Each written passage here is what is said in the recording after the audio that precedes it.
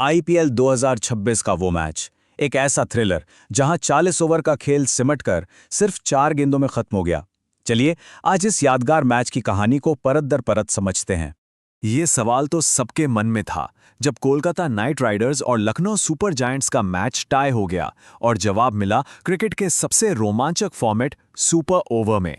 तो चलिए सीधे चलते हैं उस क्लाइमैक्स पर, वो जबरदस्त सुपर ओवर जिसने एक झटके में मैच का पासा ही पलट दिया। सुनील नारायण गेंद हाथ में, सामने एलएसजी, पहली ही गेंद और निकोलस पूरन आउट। दूसरी गेंद पर बस 1 रन बना और तीसरी गेंद पर एडन मार्करम भी पवेलियन लौट गए। मतलब 3 गेंदों में एलएसजी की कहानी खत्म। अब केकेआर को जीतने के लिए चाहिए थे सिर्फ 2 रन। क्रीज पर रिंकू सिंह और पहली ही गेंद पर चौका, खेल खत्म। 4 गेंदें, 2 विकेट, 1 रन और 1 चौका।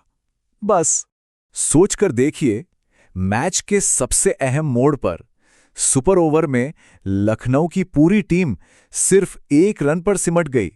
ये एक ऐसा कोलैप्स था जिसकी किसी ने कल्पना भी नहीं की थी। सुपर ओवर का रोमांच तो अपनी जगह था, पर यहां तक पहुंचने की कहानी भी किसी फिल्मी स्क्रिप्ट से कम नहीं थी। तो चलिए देखते हैं वो कौन से उतार चढ़ाव थे जिसने इस मैच को टाई तक पहुंचाया। चलिए कहानी को थोड़ा पीछे ले जाते हैं और देखते हैं कि कैसे दोनों ही टीमों ने लगभग हारी हुई बाजी को पलट दिया था। सबसे पहले बात केकेआर की पारी की। उनकी शुरुआत इतनी खराब रही कि एक समय पर टीम का स्कोर था 93 रन पर 7 विकेट। यहां से तो लग रहा था कि एक सम्मानजनक स्कोर भी नहीं बन पाएगा।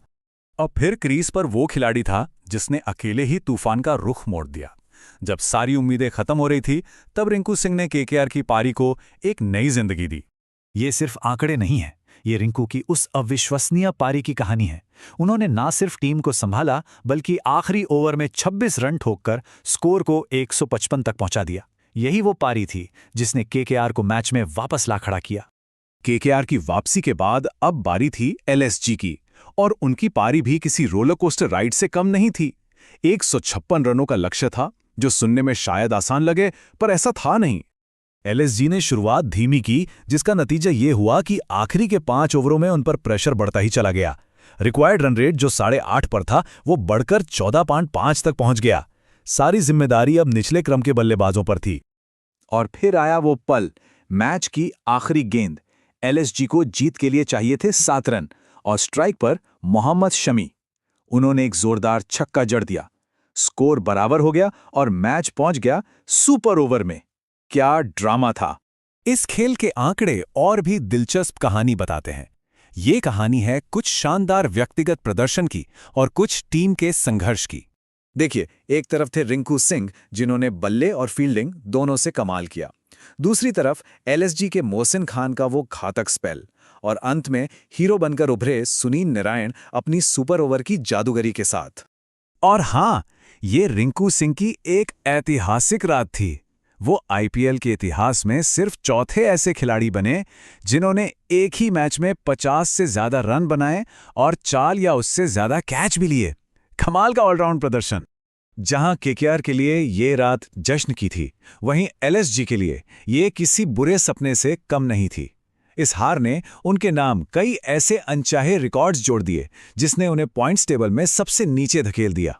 तो इस एक नतीजे का टीमों और उनके फैंस पर क्या असर हुआ, चलिए ये भी देखते हैं। इस मैच ने दोनों टीमों की किस्मत जैसे बदली दी। केकेआर को एक बहुत जरूरी जीत मिली और वो 8वें स्थान पर आ गए, जबकि एलएसजी के लिए प्लेऑफ की राह और भी ज्यादा मुश्किल हो गई। और फ्रांस की प्रतिक्रिया, वो तो जबरदस्त थी। सुनील नारायण ने जिस तरह से ठंडे दिमाग से सुपर ओवर डाला, उसके बाद सोशल मीडिया पर उनकी तारीफों की बाढ़ आ गई। कई फैंस ने तो उन्हें ग्रेटेस्ट ऑफ ऑल टाइम यानी गोट का दर्जा दे दिया। तो आखिर में ये एक सवाल छोड़ जाता है, एक टीम जो 93 पर 7 से मैच जीतती है और दूसरी टीम जो आखिरी गेंद पर छक्का मारकर भी हार जाती है। ये मैच हमेशा एक शानदार वापसी और एक दर्दनाक पतन, इन दोनों कहानियों के लिए याद किया जाएगा।